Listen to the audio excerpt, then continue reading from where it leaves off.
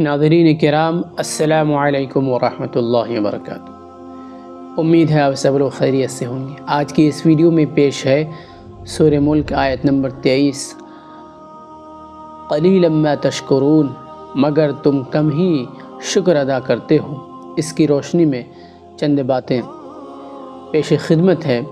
अल्लाह रब्बुल इज़्ज़त की नेमतों का सिलसिला जारी रहता है, यहाँ तक कि हम उसे अपना हक़ समझ बैठते हैं और फिर शुक्रगुजारी से जी चुराने लगते हैं।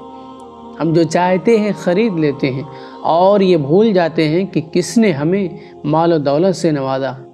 हम अपने कदमों से इधर उधर भागते फिरते हैं और ये भूल जाते हैं कि किसने हमें सेहत बख्शी है। हम अस्पताल के पास से गुज़रते हैं और ये भूल जाते हैं कि हमें ये सेहत और आफ़ियत किसने दी है। हम जेल के पास से गुज़रते हैं और ये भूल जाते हैं कि हमें जो आज़ादी मुयस्सर है, ये आज़ादी किसने अता की है। हम टेलीविज़न पर मौत और तबाही के मनाज़िर देखते हैं और ये भूल जाते हैं कि हमें ये अमन व सुकून किसने दिया। इंसानों के दरमियान ये बहुत ही ख़तरनाक बीमारी होती है कि वो नेमतों से इस कदर मानूस हो जाते हैं कि वो नेमतों को नेमत समझना भूल जाते हैं। जिस घर में तुम रहते हो वो भी एक नेमत है। अतराफ़ में मौजूद बेघर लोगों पर एक नज़र डाल कर देखो तो तुम्हें उसकी अहमियत का अंदाज़ा होगा। तुम्हारे साथ जो शौहर है वो भी एक नेमत है। आसपास के घरों में मौजूद बेवा और शौहरों से महरूम ख़वातीन से मुलाकात करो तो अंदाज़ा होगा कि ये कितनी बड़ी नेमत है।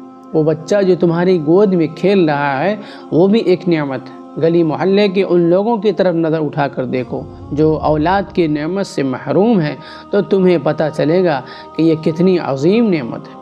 हम अल्लाह रब्बुल इज़्ज़त की नेमतों में डूबे हुए हैं और अल्लाह का शुक्र अदा करने में कोताही कर रहे हैं।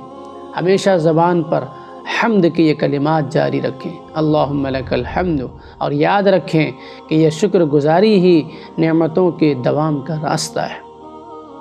लइन शकरतुम लअज़ीदन्नकुम।